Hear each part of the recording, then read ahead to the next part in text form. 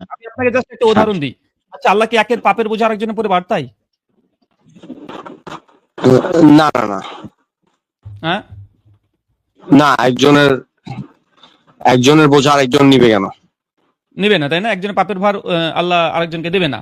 আচ্ছা আমি যদি আপনাকে কোরআন থেকে আয়াত দেখে হ্যাঁ নিবে। একই কোরআন পড়ে দুইজনের বুঝ ব্যবস্থা দুই ধরনের কেন? এখানে ব্রাদার রাহুল হোসেন নামের একজন কবির গাজীকে বিভ্রান্ত করার জন্য কি প্রশ্ন করেছিল? অবশ্যই শুনেছেন। এবার আসুন কোরআন থেকে দেখে নেই কে সঠিক আর কে ফেতনা ছড়াতে চায় মানুষের মাঝে। কোরআন বোঝার পদ্ধতি। যাদেরকে আমরা দিয়েছি কিতাব, তারা তা আবৃত্তি করে সঠিকভাবে তার আবৃত্তি। তারাই ঈমান আনে এর উপর। এবং যে অস্বীকার করে তার প্রতি, ওইসব লোক মূলত তারাই ক্ষতিগ্রস্ত। সূরা বাকারা ২ আয়াত ১২১। এখানে শুধু রিডিং পড়া না, বরং তাদের পড়া হয় তিনভাবে: ১ শব্দগতভাবে, তাজবিদ দিয়ে সঠিকভাবে উচ্চারণ করা; ২ অর্থগতভাবে, যা পড়ছে তা বোঝার চেষ্টা করা; ৩ আমলগতভাবে, যা বুঝল সেই অনুযায়ী জীবন গড়া। বাস্তব জ্ঞানের সাথে আকুল দরকার। আর ওইসব দৃষ্টান্তসমূহ আমরা প্রয়োগ করি মানুষের জন্য, আর তা বুঝতে পারে না জ্ঞানীরা ব্যতীত। সূরা আল আনকাবুত ২৯ আয়াত ৪৩। আকল ব্যবহারের মাধ্যমে সত্যকে সঠিকভাবে অনুধাবন করা এবং আল্লাহর নিদর্শনসমূহ থেকে শিক্ষা নেওয়ার জন্য বাস্তব জ্ঞানের কোনো বিকল্প নেই। দুনিয়ার প্রেক্ষাপট।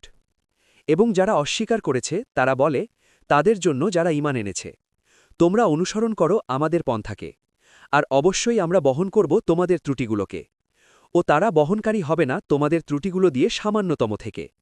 নিশ্চয়ই তারা অবশ্যই মিথ্যাবাদী। সূরা আল আনকাবুত ২৯ আয়াত ১২। কাফেররা ঈমানদারদের বিভ্রান্ত করার জন্য বলতো, তোমরা আমাদের পথে চলো, তোমাদের গুনাহের দায়িত্ব আমাদের, অথচ তারা কারও পাপের বোঝা বহন করবে না। অথচ আল্লাহ জানিয়ে দিলেন যে তারা মিথ্যাবাদী। দুনিয়ায় প্রেক্ষাপট।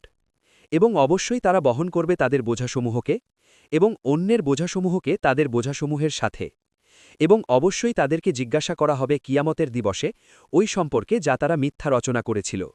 সূরা আল আনকাবুত ২৯ আয়াত ১৩।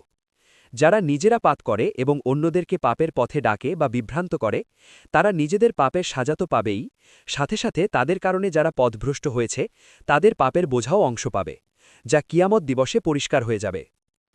দুনিয়ার প্রেক্ষাপট। যে সুপারিশ করবে উত্তম কাজের সুপারিশ, তার জন্য থাকবে তা থেকে একটি অংশ, ও যে সুপারিশ করবে মন্দ কাজের সুপারিশ, তার জন্য থাকবে তা থেকে একটি অংশ। এবং আল্লাহ আছেন সর্ববিষয়ের ওপর ক্ষমতাবান। সূরা নিসা ৪ আয়াত ৮৫। মানুষ যখন অন্যকে কোনো ভালো কাজের পরামর্শ প্রদান করে, তখন সেই পরামর্শের কারণে অর্জিত প্রতিটি কল্যাণের একটি অংশ তার আমলনামায় যুক্ত হবে। বিপরীতে কেউ যদি কোনো অন্যায় বা মন্দ কাজের পরামর্শ দেয় এবং সেই মন্দ কাজের অশুভ পরিণতির কারণে অর্জিত প্রতিটি অকল্যাণের একটি অংশ তার ওপর বর্তাবে। আখিরাতের প্রেক্ষাপট। আর বহন করবে না বোঝা বহনকারী অন্যের ভার। আর যদি ডাকে কোনো বোঝা ভারাক্রান্ত ব্যক্তি তার বোঝার দিকে, বহন করা হবে না তার থেকে কিছুই। এবং যদি সে রক্তের সম্পর্কের অধিকারী হয়, প্রকৃতপক্ষে তুমি সতর্ক করো তাদেরকে, যারা ভয় করে তাদের রবকে না দেখা অবস্থায় এবং প্রতিষ্ঠা করে সালাত, এবং যে নিজেকে পরিশুদ্ধ করে তবে প্রকৃতপক্ষে সে পরিশুদ্ধ করে তার নিজের জন্যে, এবং আল্লাহর দিকে প্রত্যাবর্তনস্থল। সূরা ফাতির ৩৫ আয়াত ১৮। বোঝা মানে হল পাপের বোঝা। পরকালে কেউ আপনার হয়ে জেল খাটবে না বা আপনার শাস্তির অর্ধেক নেবে না, অর্থাৎ আপনার জীবনের প্রতিটি সিদ্ধান্তের জন্য আপনি একাই দায়ী। আখিরাতের প্রেক্ষাপট। হে লোকসকল, তোমরা সতর্ক হও তোমাদের রবের, এবং ভয় করো সেই দিবসের যখন দায়ভার গ্রহণ করবে না কোনো পিতা তার পুত্রের সম্বন্ধে, আর না কোনো জন্মপ্রাপ্ত সে দায়ভার গ্রহণ করবে তার পিতার সম্বন্ধে সামান্যতম। নিশ্চয়ই আল্লাহর ওয়াদা সঠিক। সুতরাং তোমাদের যেন ধোকায় না ফেলে দুনিয়ার জীবন, এবং তোমাদের যেন ধোকা না দেয় আল্লাহ সম্পর্কে কোনো ধোকাবাজ, জিন, শয়তান বা মানুষ। কিয়ামতের দিবসে কেউ কারো উপকারে আসবে না। পার্থিব জীবনে বাবা ছেলের সম্পর্ক সবচেয়ে নিবিড় হলেও পরকালে প্রত্যেকেই নিজের আমল নিয়ে ব্যস্ত থাকবে। সেখানে রক্তের সম্পর্ক বা বংশমর্যাদা কোনো কাজে আসবে না। আল্লাহর প্রতিশ্রুতি চিরন্তন সত্য। তাই দুনিয়ার মোহে পড়ে এবং শয়তানির প্ররোচনায় পা দিয়ে নিজের পরকাল হারানো চরম বোকামি।